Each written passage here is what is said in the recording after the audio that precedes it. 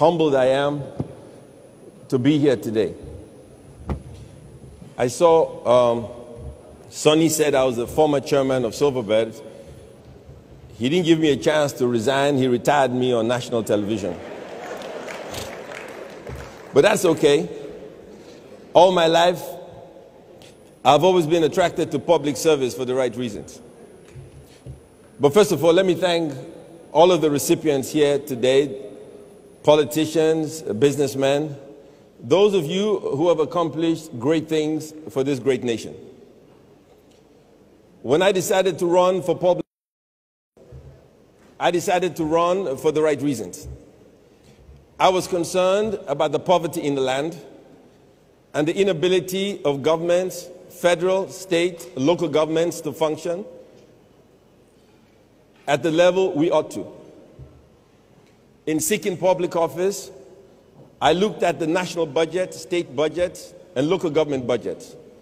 I tried to understand why Nigeria was not as developed as it ought to be. And what I saw was shocking and very alarming. Those of us in the private sector understand how we ought to run a company and things we should do and shouldn't do. At the federal budget, a couple of things shook me up. For instance, 1% of the national budget is spent on pilgrimages for the Muslims and the Christians. 3% of the national budget is spent on the National Assembly for 469 people.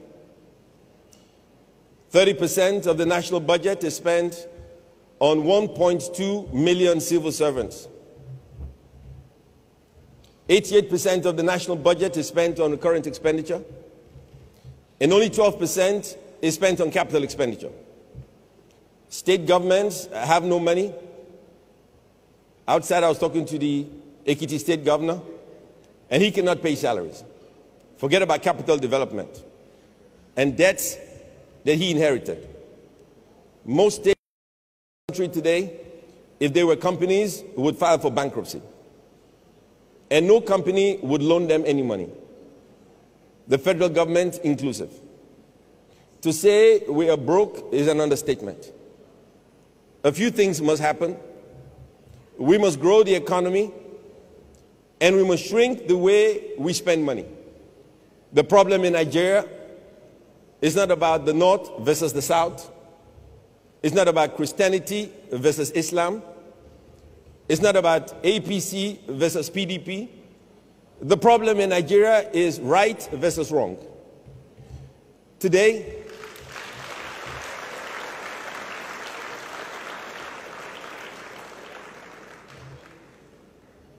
I was interviewed by Bloomberg magazine the other day, and he asked me the problems about the Northeast and the South-South. And I said to him, the issue with the Northeast is not about religion, and the issue about the South-South is not what you think it is. The issue is very simple.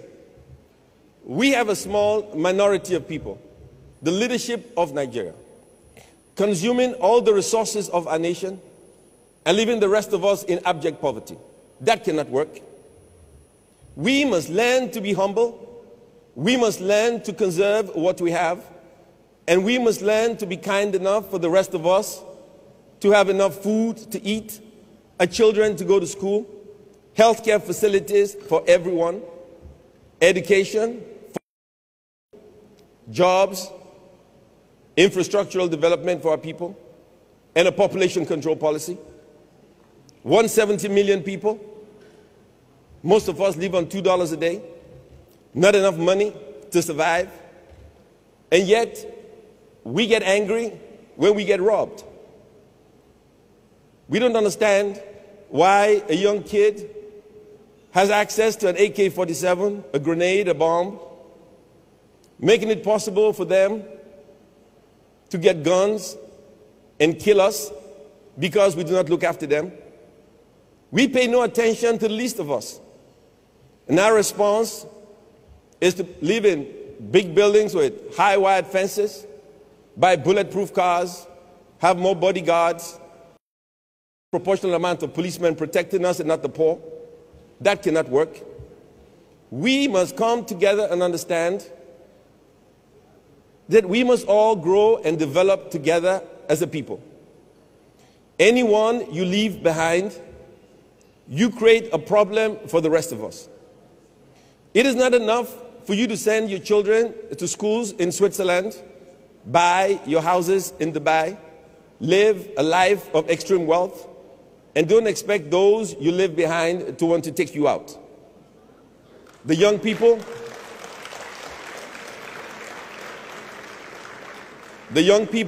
belong to what I call the MTV generation. If 5 presidents could not shut down Fela Nicolas Bokuti, you 100 million people. The world has changed. The people have changed. You think you're smart and you think your lifestyle is not being watched by those you govern. When you seek public office, you seek public office to lead by example. You do not seek public office to be the lords over the people who vote you into office. When I ran for office, I met my constituency. I used to joke in those days that the people who were poor lived under the bridge. When I ran for office in Bayelsa, there were no bridges. I found out they lived under the tree. It was that bad. My village where I come from, they've never seen a car.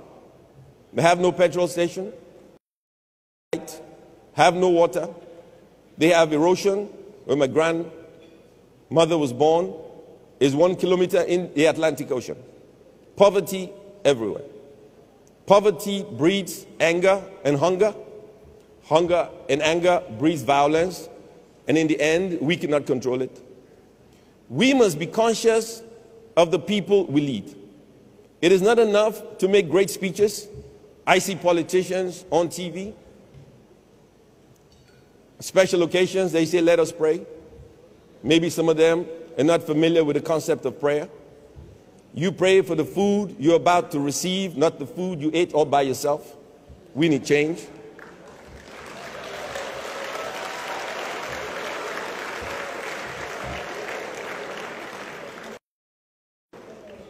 The world has changed, and we must change. It's not just talking about change, we must have the real deal. Change is real, change is here, and change is now. And for us to change, we must understand what drives our people. There is too much hunger in the land. So I'm going to make a deal as your senator. I ran for office to be the senator of all people, not just Bayelsa East, because we have a crisis on our hands. Let's make a deal. Let's say, for instance, to reduce expenditure, only the president and the vice president fly first class. As an example. Let's say the National Assembly, governors, fly business class. Everybody else flies economy. Is that a deal? When you travel abroad, you don't stay in a $4,000 hotel paid for by taxes. I run a business. We employ 1,000 people. I've never stayed in a hotel more than $300 in my life. Not because I can't afford to. But when I think at the end of the month I must make payroll, I must pay taxes, how can I justify staying in a $4,000 hotel? It doesn't make any sense. I have never flown first class in my life, ever. As a young man, I flew Nigeria Airways. Then I flew Virgin Nigeria. Now I fly Arik. And I do so on purpose.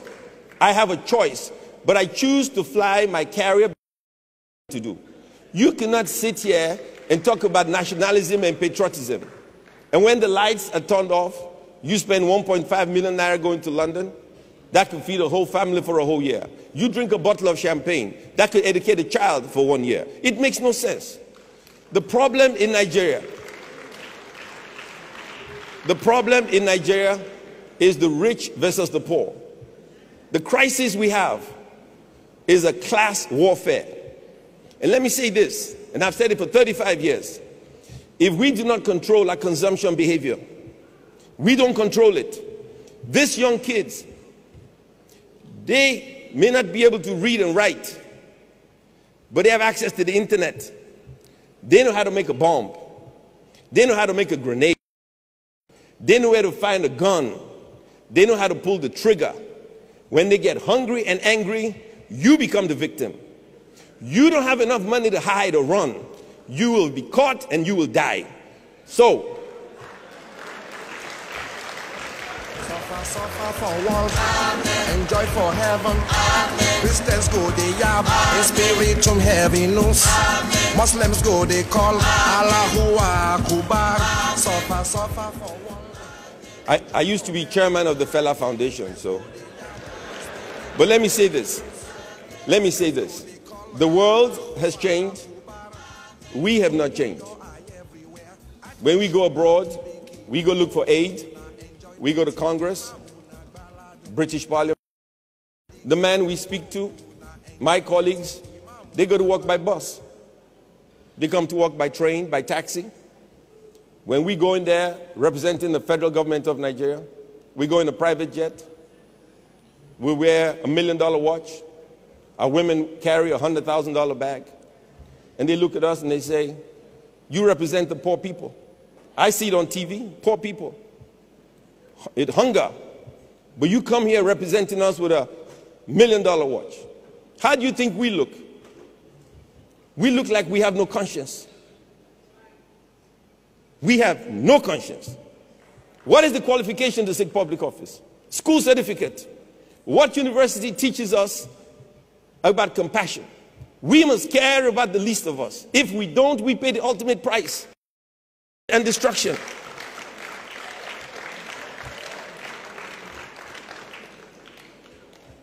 Mr. Gani Fawehinmi, you said to me, you listened to my speeches, and you will hold me accountable. I urge you to hold me accountable.